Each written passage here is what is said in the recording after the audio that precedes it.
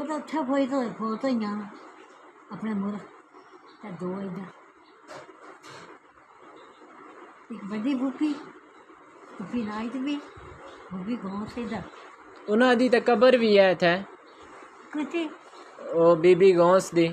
ਫੁੱਫੀ ਗਾਉਂ ਸੇ ਹਾਂ ਆਹੋ ਹੈ ਸਭ ਤੋਂ ਵੱਡੀ ਉਹ ਸੀ ਬਟਰਾਂ ਵਾਲੀ ਫੁੱਫੀ नहीं हुण कदे वापस जाना पैवे उठे चले जाओगे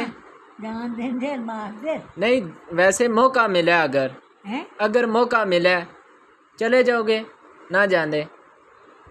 ये फतेह है तो अच्छा फिर चले जाओगे फतह हो गया था